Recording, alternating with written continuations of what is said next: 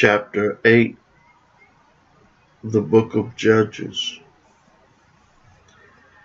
And the men of Ephraim said unto him, Why hast thou served us thus, that thou callest us not, when thou went to fight with the Midianites?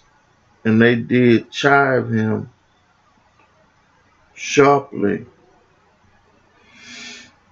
And he said unto them, What have I done now in comparison of you? Is not the gleaning of the grapes of Ephraim better than the vintage of Abiezer? God had delivered into your hands the princes of Midian, Oreb and Zeb.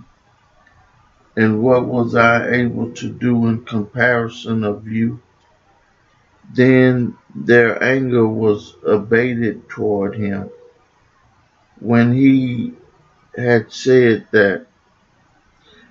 And Gideon came to Jordan and passed over, he and the 300 men that were with him, faint yet pursuing them.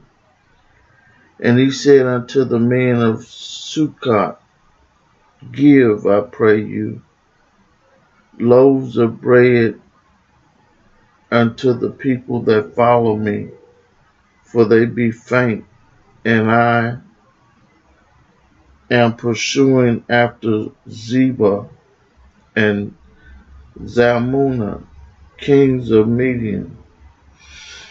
And the princesses of Succoth said, Are the hands of Zebah and Zalmunna now in thine hands, that we should give bread unto thine army?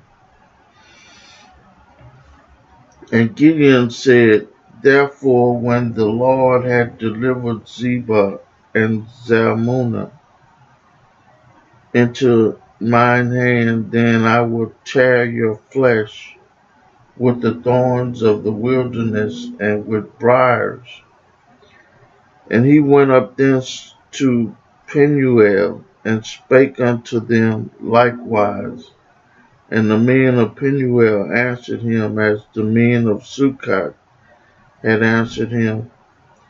And he spake also unto the men of Penuel, saying, When I come again in peace, I will break down this tower. Now Zebah and Zalmunna were in Chacor, and their hosts with them, about 15,000 men, all that were left of all the hosts of the children of the east. For there fell 120,000 men that drew swords. And Gideon went up by the way of them that dwelt in tents, and on the east of Nobah, and Jogbehah, and smote the host, for the host was secure.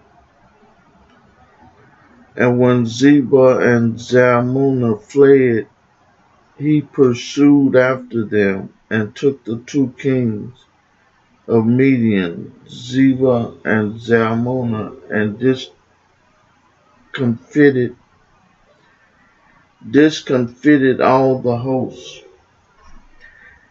And Gideon the son of Joash returned from battle before the sun was up, and called a young man of the men of Succoth, and inquired of him. And he described unto him the princesses of Succoth and the elders thereof, even 70 men. And he came unto the men of Succoth and said, Behold, Zebah and Zalmunna, with whom ye did upbraid me, saying, Are the hands of Zebah and Zalmunna now in thine hand, that we should give bread unto thy men that are weary? And he took the elders of the city and thorns of the wilderness and briars, and with them he taught the men of Succoth. And he beat down the tower of Penuel, and slew the men of the city. Then said unto Zebah and Zalmunna, What manner of men were they whom ye slew at Tabor? And they answered, As thou art, so were they. Each one resembled the children of a king. And he said, They were my brethren, even the sons of my mother. As the Lord liveth, if ye have saved them alive, I would not slay you. And he said unto Jether, his firstborn, Up and slay them. But the youth drew not his sword, for he feared because he was yet a youth. Then Zebah and Zalmunna said, Rise thou, and fall upon us, for as the man is, so is his strength. And Gideon arose and slew Zebah and Zalmunna, and took away the ornaments that were on their camels' necks. Then the men of Israel said unto Gideon, Rule thou over us, both thou and thy sons' sons also, for thou hast delivered us from the hand of Midian. And Gideon said unto them, I will not rule over you, neither shall my sons rule over you. The Lord shall rule over you. And Gideon said unto them, I would desire a request of you, that ye will give me every man the earrings of his prey. For they had golden earrings, because they were Ishmaelites. And they answered, We will willingly give them. And they spread a garment on and cast thereon every man the earring of his prey. And the weight of the golden earrings that he requested was 1,700 shekels of gold, besides ornaments and collars and purple raiments. That was the king of Midian, and beside the chains that were about their camels' neck.